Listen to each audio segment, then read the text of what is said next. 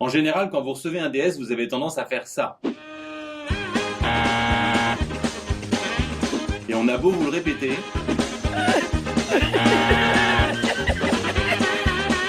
c'est comme si vous ne pouviez pas vous en empêcher. Non, il ne faut pas foncer tête baissée. Il faut respirer un bon coup, s'efforcer d'être calme. Vous n'êtes pas une victime. Non, vous n'êtes pas une victime, vous êtes un prédateur.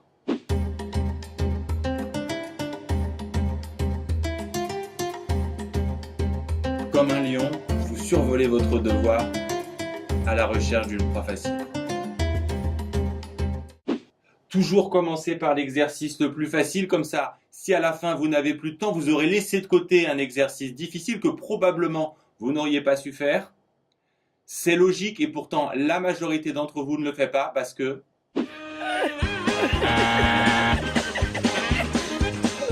dans les matières à exercice, si vous n'avez pas le temps de tout finir, ce n'est pas grave. Il faut toujours privilégier la qualité à la quantité. Et si en général vous avez moins de 14, c'est tout simplement normal que pour l'instant vous n'arriviez pas à terminer. La vitesse viendra avec le temps et la pratique si vous vous entraînez régulièrement.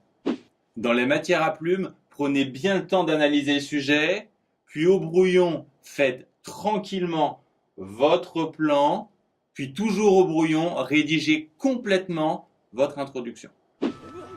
L'intro, c'est la première impression.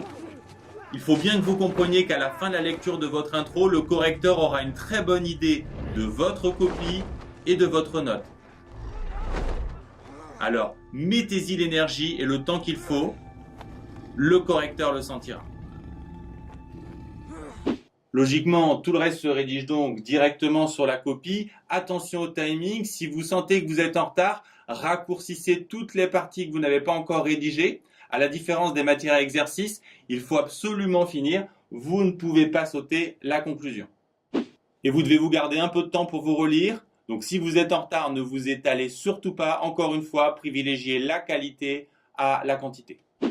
Dans ces matières, la relecture peut se faire à la fin. Elle consiste en priorité à chasser les fautes d'orthographe, les mots oubliés et les tournures maladroites qu'il faut s'efforcer de reprendre sans transformer sa copie en un brouillon d'écrivain.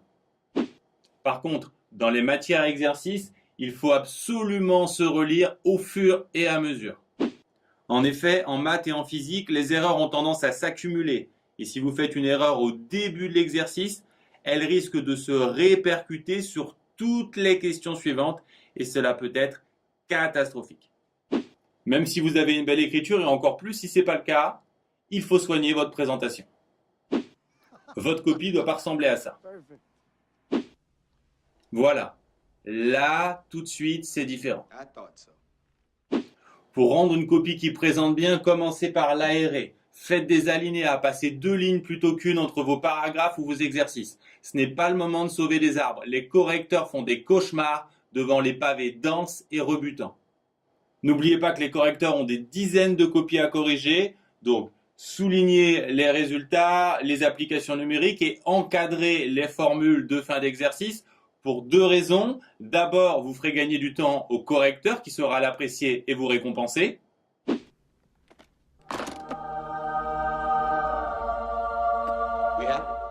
En plus, vous gagnerez du temps vous-même car si vous avez souligné ou encadré vos résultats au fur et à mesure, vous les retrouverez beaucoup plus vite quand vous en aurez besoin. La cerise sur le gâteau, c'est de mettre en évidence ce que cherche l'examinateur. Les résultats bien sûr, mais aussi des justifications ou des éléments de rédaction un peu subtils. C'est une manière de lui dire « ça, je sais que c'est important pour toi et je te donne exactement ce que tu veux ». Tout ce que j'aimerais entendre, c'est... Y a aucun problème, Jules. Je m'en occupe, vieux. Toi, pendant ce temps-là, tu calmes le jeu. Je vous envoie la cavalerie qui devrait rappliquer d'une minute à l'autre. Y a aucun problème, Jules. Je m'en occupe, vieux. Toi, pendant ce temps-là, tu calmes le jeu. Je vous envoie Wolf qui devrait appliquer d'une minute à l'autre. J'ai gardé les énoncés pour la fin car c'est ce que vous gérez le plus mal. Les plus graves erreurs viennent d'une mauvaise lecture de l'énoncé. Face aux énoncés, vous êtes souvent dans un état second, un peu comme si vous rêviez. Et comme dans les rêves, vous avez tendance soit à voir ce que vous désirez, qui prend en général une forme assez primaire. Vous imaginez qu'on vous demande un exercice que vous avez déjà fait, sauf que c'est pas exactement le même, et vous passez à côté des différences. Ou alors vous avez l'impression d'être dans un cauchemar. Vous avez révisé comme un fou et on vous demande pile le truc que vous savez pas faire. La première chose à faire, c'est souffler. Expirez et laissez votre poitrine se dégonfler. Ensuite, lisez bien l'énoncé tranquillement, plusieurs fois. Si vous le lisez qu'une seule fois, vous risquez de voir les choses partiellement, comme la fillette dans l'extrait qui suit. Look at the cute dog.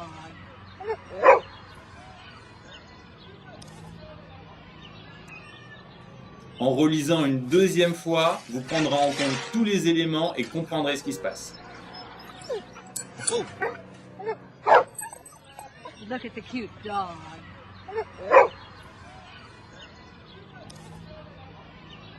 Donc pour commencer, toujours lire et relire les énoncés, plutôt 3 fois qu'une. Pour le reste, la gestion de l'énoncé dépend clairement de la matière. Dans les épreuves avec de nombreux documents, physique, SVT, histoire, ne commencez pas par lire les documents, vous allez vous y perdre. Commencez toujours par lire les questions.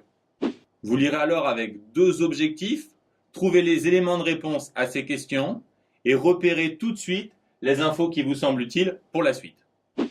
En maths, lisez toujours l'énoncé dans sa globalité. Le but est de sentir la logique d'ensemble de l'exercice et de trouver les liens entre les questions. Comme ça, une fois lancé, vous allez gagner un temps monstre car vous aurez une bonne idée de là où vous allez. Plus facile, mais tout aussi important, repérez au plus tôt les réponses données aux premières questions dans les suivantes. Comme ça, si vous avez trouvé le résultat attendu, vous n'aurez pas besoin de relire vos calculs et dans le cas contraire, vous pourrez vous rattraper.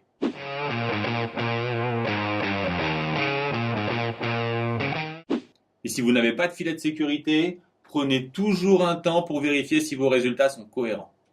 Enfin, dans les matières à plumes, une mauvaise lecture de l'énoncé est encore plus dramatique, car elle peut vous conduire à la pire chose qui peut vous arriver, le hors-sujet, qui grosso modo peut diviser votre note par 2 ou 3.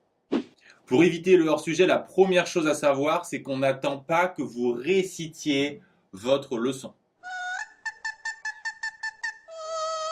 Parfois, comme en SVT ou en histoire, on peut vous demander de restituer une partie de votre leçon.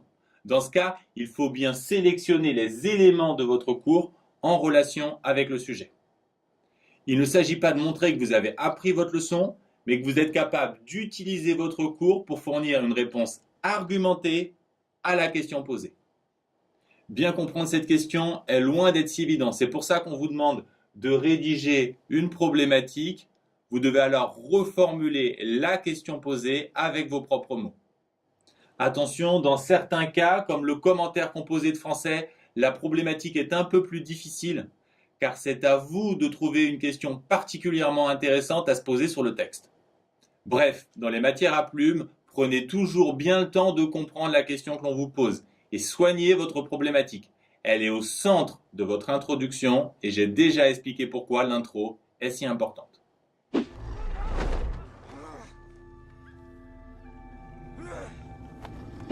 Enfin, si vous avez l'impression que votre problème c'est le stress, n'oubliez pas que le sport est l'une des façons les plus efficaces de le diminuer.